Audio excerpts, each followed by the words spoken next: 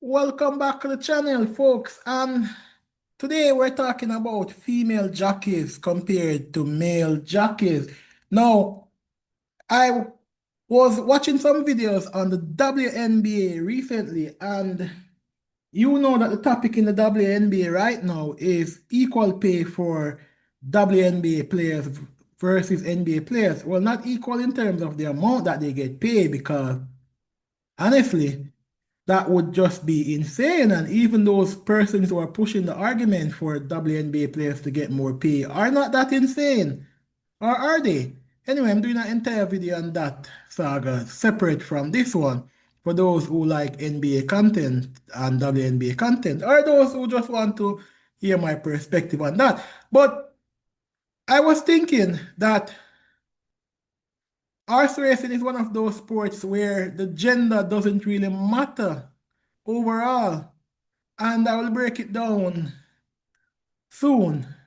Because in other sports, we all see that being a male, you have a biological advantage over females in other sports. In track and field, for example, a 14-year-old boy child can run leave Shelly-Ann Fraser, the best 14-year-old boy child in terms of sprinter in the world, can run leave Shelly-Ann Fraser.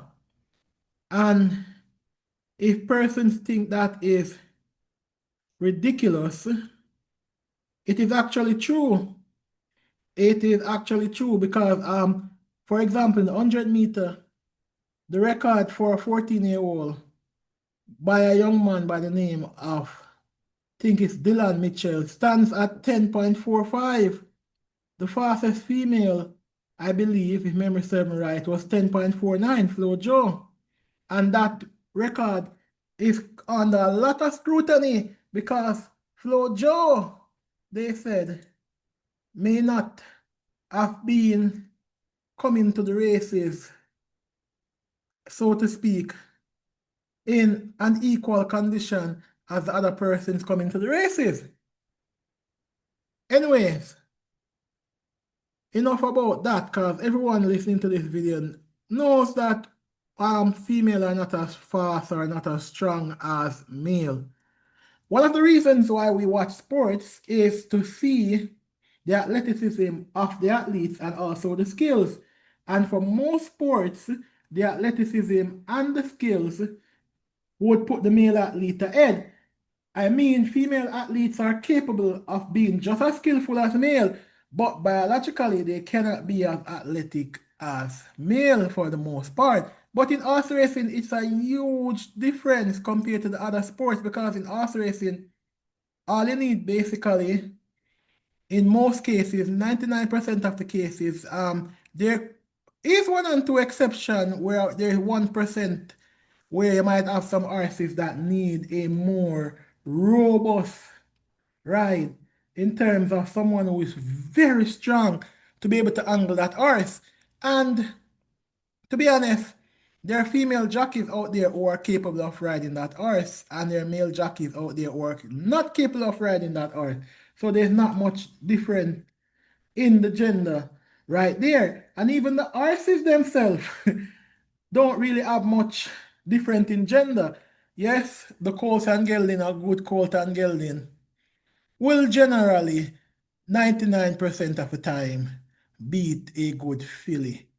But there will still be fillies that will pop up that will beat all the male horses out of sight. Even in Jamaica, for example, we had Shiva Manita, but we're not talking about the horses. We're talking about the talent of the jockeys. Now, in terms of being a talented jockey, many factors comes into play that makes gender basically irrelevant, right? One of the key thing in my estimation that makes a good jockey, well, the first thing that makes a good jockey is a good horse. So we're not even going to go down that road in terms of what makes a good jockey, right? Yeah. So a good horse is the first thing that makes a good jockey. Put anybody Any ordinary person out of the stands who have some bit of sense, and she's a man-eater going against some 180 horses, our current batch of 180 horses, prime she's a man-eater, and then take the best jockeys to have ever lived to ride those 180 horses. She's a man-eater will still win by 20 lengths. Even if you put someone like a bigger Ford on the back of She's a Man-Eater, if She's a Man-Eater doesn't suffer a back injury in the middle of the race, she will still win.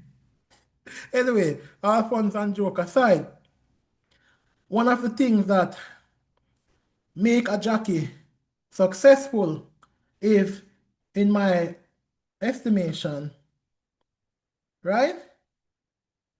Timing. Now, timing is something that is not physical, it's mental in my estimation. You have to know when to position your horse at the front. You have to know when to go after the leader. You have to know when to make a move, all of those things. And I've seen that have beaten a lot of jockeys who are very talented.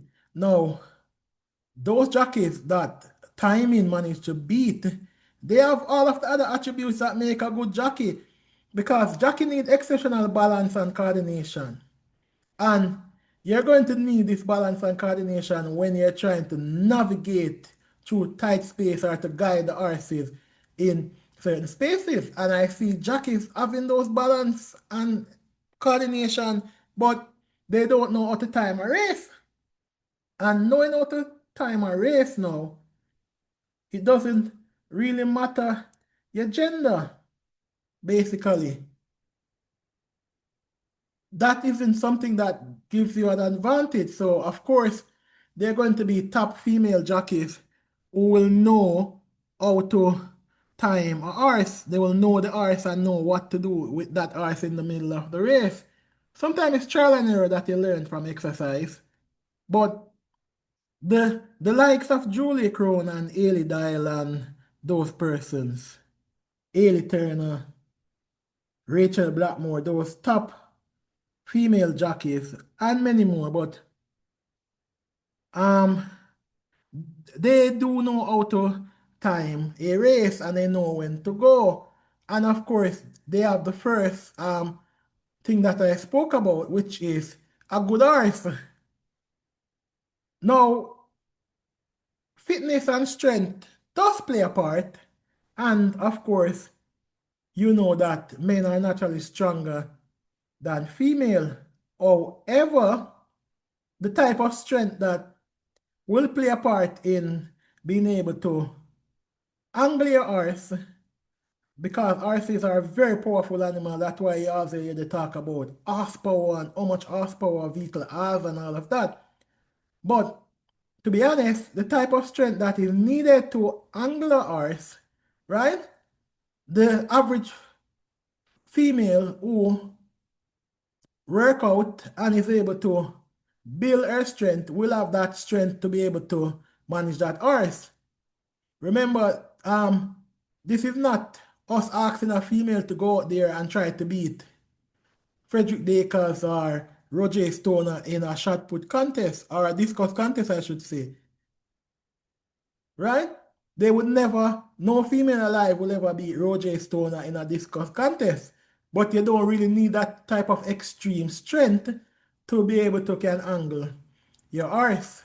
You just need to be strong enough to be able to can manage a horse in the saddle. And even a jockey like Samantha Fletcher has shown that she has the strength to be able to manage our horses in races and a whole heap of other horses in the international scene. And of course, jockey needs to have quick reflexes and be able to, with a split of a second, be able to take horses out of position that could hinder them or block them out of a race or even put themselves or other jockeys at risk of losing their life. So, and of course, I spoke about having a good horse. Having a good horse as well, you need to be able to can understand the horse, know the horse behavior, know when to whip the horse, know when not to whip the horse, know their running style, know when the horse don't like to be in crowd, know when the horse like to be on the headline. So yeah, so all of that, the difference in gender doesn't matter as much as other sports. So you'll find that female jockeys can be just as successful as male jockeys as long as they put in the work that the male jockey is putting in and have the hunger and the desire. A jockey like Samantha Fletcher is better than many, many jockeys that have walked through the gates of Caymanas Park. And I say that without any form of remorse. And even Abigail Abel, a jockey that a lot of persons don't take seriously, is better than a lot of jockeys that comes at Caymanas Park as well. You give Abigail Abel a horse and the horse is of decent ability, she will win on that horse if it is that this horse is what we call basically a horse, a good horse that is almost a press button but not yet a press button. She will win on it. And there's some male jockeys that they give press button, they're not winning on it. I'm telling you this. Georgina Sertran being another female jockey who you could put your pot on for her to deliver, which is why there is a running debate as to who is the better jockey, Georgina Sertran or Samantha Fletcher. That I won't get into because I rate both jockeys highly. But at the end of the day, that is one of the unique things about horse racing where the gender doesn't really matter. And it's not just horse racing, it's equestrian events overall. Yeah. Because there are other form of it's not just thoroughbred racing that is equestrian racing.